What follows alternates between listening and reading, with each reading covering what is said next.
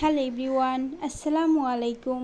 আশা করছি আপনারা সবাই অনেক ভালো আছেন।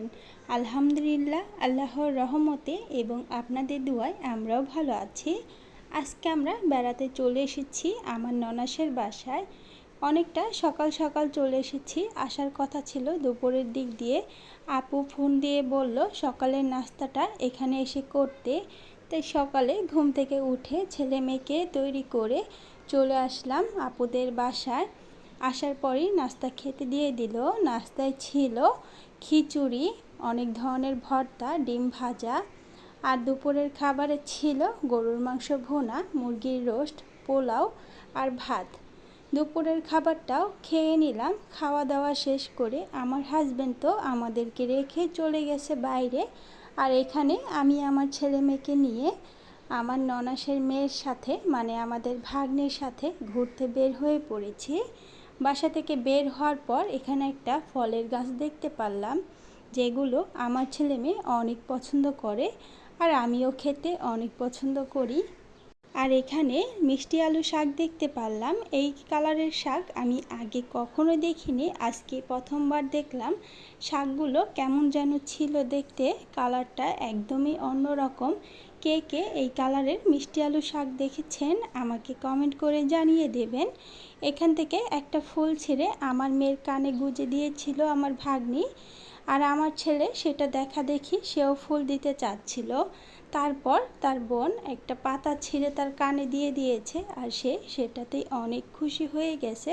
সে ভেবেছিল সেটা হয়তো ফুল, কিন্তু সে তো আর জানে না সেটা ফুল না, সেটা ছিল মিষ্টি আলু পাতা। সে যাই হোক, আমরা এখন চলে আসলাম নদীর পাড়ের দিকে। এই দিকে অনেক গাছপালা আর জায়গাটা অনেক বেশি সুন্দর ছিল। আর আমরা যেহেতু বিকেলবেলাটা বের হয়েছি, পুরো রোদটা চলে গেছে, এখানে কোনো রোদ ছিল না আর অনেক সুন্দর বাতাস ছিল। আমার ছেলেটা বাসা থেকে বের হয়েছে একা একা হেঁটে, আর পুরোটা রাস্তা সে একা একাই হাঁটছিল। আমি তো তাকে একটুও কোলে নিইনি। সে এখানে এসে অনেক খুশি হয়ে গেছে। এই তো সে আমার আগে আগে হেঁটে চলে যাচ্ছে। আর এখানে দেখলাম অনেকগুলো বাচ্চারা মিলে একসাথে খেলা করছে, যেটা দেখতে অনেক ভালো লাগছিল। আপুদের বাসার পাশ দিয়েই ট্রেনের রাস্তা গিয়েছে। এখান দিয়ে কিন্তু অনেক ট্রেন যাওয়া আসা করে। ট্রেনের শব্দে ঘুম ভেঙে যায়। নদীর পাড়ে আপুর একটা জমিন ছিল। জমিনের পাশ দিয়ে যেহেতু ট্রেনের রাস্তা গিয়েছে, তাই জমিটা সরকার নিয়ে নিয়েছিল। আর এখানে এক ধরনের ফুল ছিল, যেগুলো দেখতে অনেকটা কাশফুলের মতনই ছিল। এখান থেকে ফুল ছেড়ে আমার ছেলে তার কানে গুঁজে দিচ্ছিল। আর আমার মেয়েটা তো ফুল দেখে সেখান থেকে আর আসছিলই না, অনেক ফুল ছিঁড়ছিল।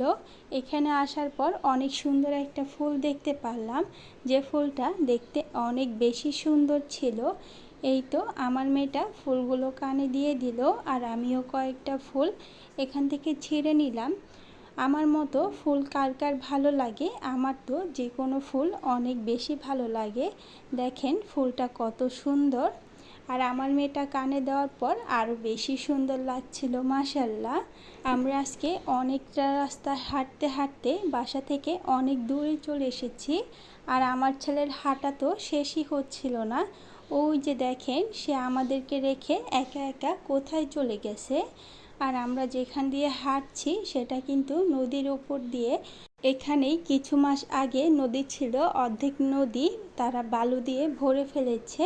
আর আমরা সেখান দিয়ে হেঁটে যাচ্ছিলাম। এখানে অনেকগুলো ছাগল দেখে আমার ছেলেটা তো ছাগল আদর করছিল, আর তার ফুফাতো বোন তাকে ভয় দেখাচ্ছিল যে ছাগল কামড় দেবে, কিন্তু সে একদমই ভয় পাচ্ছিল না।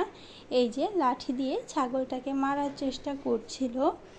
এই যে নদীটা দেখা যাচ্ছে, অর্ধেকটা নদী কিন্তু এই পাশে রয়েছে, আর বাকি অংশ বালু দিয়ে ভরাট করে ফেলেছে। আমরা আজকে অনেকটা সময় এখানে ছিলাম। আমার ছেলেটা তো ঘেমে পুরো ভিজে গেছে, তারপরও সে আমার কোলে একদমই আসছিল না। আজকের ভিডিওটা আপনাদের কাছে কেমন লেগেছে কমেন্ট করে জানিয়ে দেবেন। সবাই ভালো থাকবেন। আল্লাহ হাফেজ।